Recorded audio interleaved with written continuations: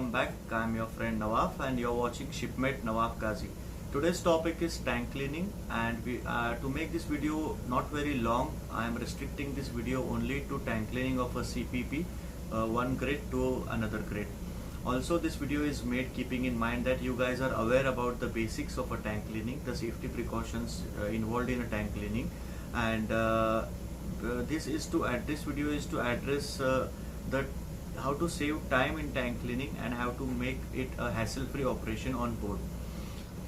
Guys, as you're aware that during tank cleaning operations there is a lot of time pressure on you because everyone is behind you. Office will call you and tell you that you have to complete tank cleaning in a certain period because they have to catch the lake can, they have to catch the cargo, and there are a lot of commercial things involved. And so basically let us see the steps what are involved in the tank cleaning. As you are aware, there are 5 basic steps which are compulsory. That is the tank washing, purging, gas freeing, mopping, drying of your cargo tanks, and re-inerting and making the tanks load ready. Guys, but to make your tank cleaning operation hassle free and to complete it in time, I will add 2 more steps. First is preparation and second is stripping of your cargo tanks at the last discharge port.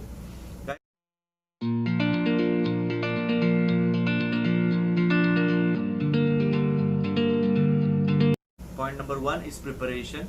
So guys, preparation is divided into 2 further parts. First is preparation immediately once you take over as a chief officer on board. You need to take over from the off-signing chief officer what is the status of the equipment, tank cleaning equipment, whether the machines are running good. If not, which is the machine which is creating a problem, which tank. Second thing is what is the equipment available on board. Your SOPEP pump, I mean the M2 Wilden pump, what you take for mopping and drying inside the cargo tank, whether its condition is good, whether you have sufficient length of hoses and the hose condition of the hose is good, the hose is clean from the last tank cleaning operation. Your gas freeing hydro blowers or any pneumatic blowers if you have, what is the status and what is the condition of these blowers on board. So guys, basically the list is vast and I am not able to discuss the entire list here. So basically guys, when I was a newly promoted chief officer, I had made a list and which has helped me as well as many other chief officers in my company.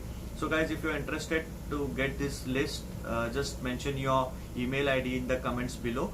I am not going to send you any promotional emails or neither I am doing any business here.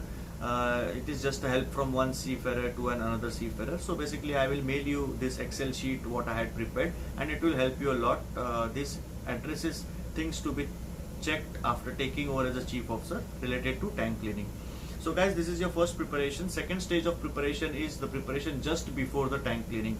Guys, you know that after discharging this last cargo, you are going to do tank cleaning. It is a time-bound operation. Your crew is going to get tired in this operation. You are going to get tired in this operation. So when you have time, you start the preparations. Don't wait actually to start the preparations when you're going to start the tank cleaning. Like hydro blowers, you know that you will be requiring the hydro blowers once you are done with the washing and the purging is completed. So guys, don't wait, don't keep your hydro blowers inside the store and don't wait to take them out after your purging is completed or when you need to do gas free. You can do it well in advance when your crew is free, when they have time in the port. If your crew is free at the discharge port, get the hydro blowers ready. You know that you will be starting from one wing and following. So if you have 4 hydro blowers, keep them ready on one wing and 2 wing. The fire hoses required for the hydro blowers, keep them ready so that the hydro blowers are at that place. Because all these small things, for you it might appear that this is a very small thing, hydro blower can be prepared, but guys, it requires manpower and every minute used for these preparations is every minute lost in your tank cleaning operation. So guys, keep your hydro blower ready, keep your Wilden pump ready, check it, try it out, lubricate it well, keep your hose ready and make sure that it is not contaminated with the last product what you have. It is not damaged from any place, it is not hold at any place, and keep your things ready. Your tank cleaning machines you need to set at a certain degree and pitch, right? So you can keep those machines already preset before the tank cleaning operation is done, or in that case even before the discharging is completed. So these few things you need to plan well in advance. Tank cleaning is all about planning. If you want a peaceful tank cleaning, you have to plan it really well. Think about the work hour rest hours of the crew, how many crew you will be needing for the tank cleaning operation, maximum number of crew you will be needing for the mopping and drying operation. So you have to plan accordingly their rest hours and give them off accordingly, so that you have sufficient manpower when you need them during the tank cleaning operation. So guys, this was about the preparation.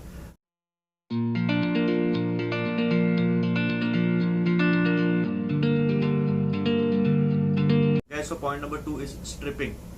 Guys, it is very important for you to strip your tanks very well always, but especially when you are doing a tank cleaning operation. You know that after this discharging you are going to do a tank cleaning operation. Spend that extra half hour for stripping, guys.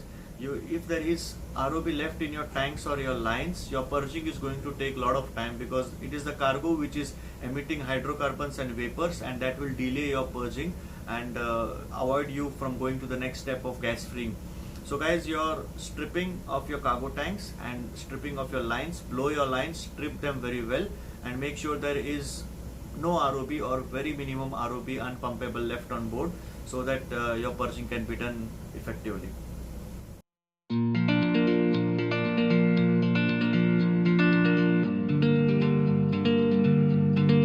Then comes basically, guys, our actual tank cleaning, tank washing. So make sure that your machines are running properly, and because the effectiveness of your machine, how well they wash your tanks, depends upon how well your tank is going to get gas free, or how well it is going to be clean once you go inside for inspection. So make sure your machines are well maintained on board, and this has to be done before, not during the tank cleaning.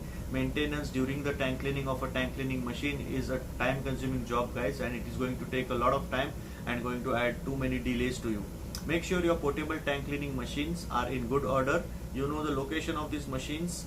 You know the portable tank cleaning hoses, because if needed, if you want to do only the bottom wash with the portable tank cleaning machine hoses, then you need to use this in time. If you are aware that one of the machines or some of the machines of tanks are not very good and they might give you problem, guys, I would advise you keep the portable tank cleaning machine and the portable tank cleaning machine hoses ready on deck, because these are heavy hoses and normally they are stored in the forecastle, and it takes too much of time and manpower to get this out from the forecastle and on the tank, employ it on the tank when you are actually going to do a tank cleaning.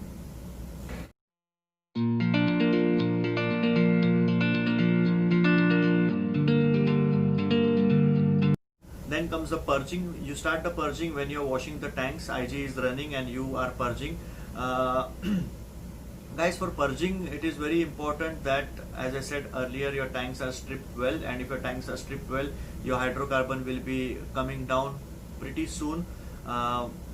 You need to give a good velocity of the IG while purging, so that it will hit to the bottom and the hydrocarbon is emitted out.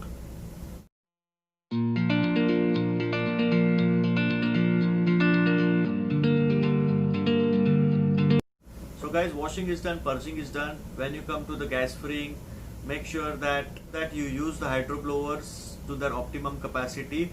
A hydro blower is always better than the pneumatic blower. Pneumatic blower is almost like useless until and unless you have a very high capacity pneumatic blower. But in that case, you should have sufficient air pressure from your deck air compressor coming to run that pneumatic blower if it's a heavy pneumatic blower. If it's a small one, it's as good as not useful. So guys, your hydro blowers should also be well maintained.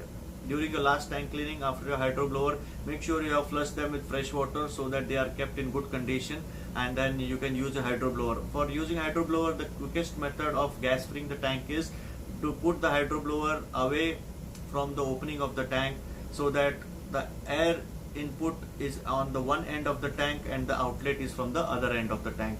So that will make your gas freeing operation pretty fast. Maximum number of good working hydro blowers you have on board, your gas freeing is going to be faster. Multiple tanks are going to get gas freed at the same time. Also use your IG in fresh air mode, and you can aim at the smallest tanks on board with the IG in fresh air mode, because it is also not very effective compared to a hydro blower. When you are using hydro blower, and once the hydro blower is started, Make sure you check the flow of outlet from your tank hatch.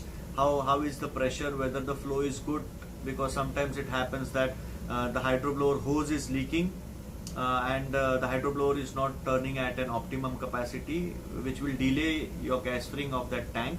So if a hose is leaking, might as well change the hose, put a new hose, and run your hydroblower to the optimum capacity, and maximum fresh air is going in the tank, and that will make your tanks gas free much sooner.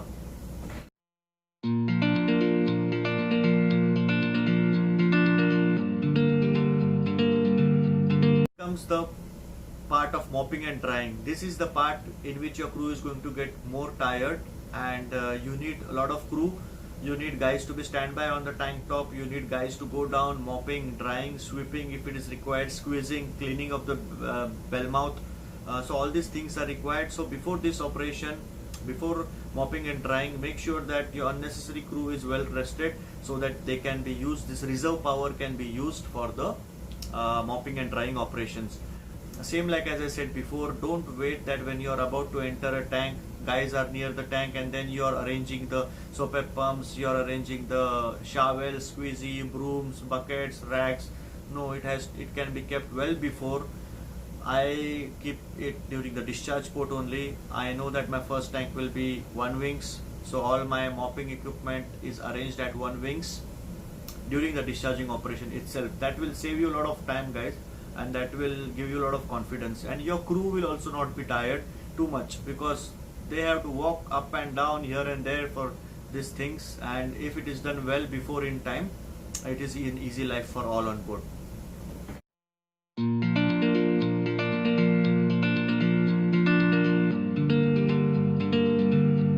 Okay guys, then comes the inerting of the cargo tanks. Guys, I have seen there is some confusion about inerting on board. We always talk about the pressure, like we tell the engine room we need more pressure, we need more pressure. The pressure depends upon how many tanks you open, right? Basically you need to request the engine room, I need maximum production of IG. So basically his burner capacity, he has to set it to maximum depending upon the state of machinery, how old is and how confident your engineers are with your IG plant. So normally 70 to 80% they will adjust the burner capacity to 80%, so that maximum IG is produced. And it is about the volume, guys, during inerting, not about the pressure. So we need lot of volume to go in the tank so that it can displace lot of volume. If volume of 10 cubes of IG is going, it will displace 10 cubes of oxygen from the tank. If 1 cube volume of IG is going, it will displace 1 cube of oxygen. So the more volume of the tank, the more faster will be your inerting operation. Also, there is one confusion about the displacement method to be used or dilution method to be used. Guys, first of all, when you take over from the chief officer, ask him which method was he using during his last tank cleanings on board, and how much time did it take for the inerting. That will give you an idea. I mostly prefer using the displacement method, because with the displacement method, you open multiple tanks, so the pressure of the IG automatically is low because multiple tanks are open, and at the same time you are doing multiple tanks, inerting of the multiple tanks. Initially you will feel it is slow, but eventually you will start getting the results that all the tanks are getting inerted at the same time. So faster you can do many tanks at the same time. Whereas in dilution method, guys, you have to open minimum tanks, because the IG has to hit to the bottom and start displacing the atmosphere from the tank. So you can open only minimum tanks. Other than that, there is no such issue. One more important thing to note here is, when you are using displacement method, you have to be sure, and especially if it is a pump room ship where we have bottom lines, you have to be sure that your lines are stripped well. As if there is some water in your bottom lines and you open the valves of one port and one starboard, this water is eventually going to drain down in your tanks, right? And if your bell mouth is submerged in this water and the IG is going from one tank to the other tank, it will not be an effective inerting. So for inerting operation using a displacement method, your lines should be empty. You need to be sure that your lines are empty. And guys, that's it. I think you will be confident enough in doing that. It also depends upon your experience from ship to ship. Size of the ship is also important. most of the times it is believed that a ship with smaller tanks, dilution method is more effective, whereas ship with the bigger tanks, the displacement method is more effective. But guys, me as a chief officer, I always go with displacement method for inerting my cargo tanks, and I have always found it quick and effective, because I can do multiple tanks at the same time, and I don't have to worry about IG pressure, so that it is hitting the bottom of the cargo tank. Even if low pressure, it is going to do its job. I only make sure that my lines are well empty, well drained, and so when you're mopping drying, you can open the valves and see if any water is coming out. If any water is coming out, you can pump it out with the Wilden pump. That way you will be sure that your lines are empty for the inerting operations. So guys, yes, these were the few things. I did not go into much details about actual tank cleaning, but I gave an overview about how you can save time, and how you can do a tank cleaning operation, hassle-free tank cleaning operation. Of course, it depends upon different criteria. I was talking about CPP only. If you're doing a black oil cargo, black oil to CPP, it is a different tank cleaning altogether. Or if you're doing a tank cleaning to chemicals or to food grades, like veg oil or molasses, it is a different tank cleaning altogether. But basically the steps involved will be somewhere same. Additional cleaning will require additional time, depending upon the tank cleaning what you're doing. So guys, basically this video was to give you an overview about how to save time and how to be well prepared. So don't forget guys, tank cleaning is all about planning and planning. Plan your jobs well in advance, and I'm sure you will do a good job, and you will gain the confidence over a period of time. So guys, that's it for now. As I said earlier in this video, during my initial stages of chief officer, I have made an Excel sheet wherein I have what all things to be checked after taking over as a chief officer, the things pertaining to tank cleaning, of course. So guys, if you are interested, just write your email ID in my comments. I will mail you this Excel sheet, no charges, nothing. And also, if you have any other comments or any other suggestions, I am sure many senior chief officers and masters are also watching my channel, and they have already subscribed to my channel. So any more input or feedback which will be of help to our aspiring chief officers or the chief officers who in rank, then please mention in the comments below, and I will see you next time with a new video and with some new knowledge sharing. Until then, I'll take your leave. Take care. Bye bye.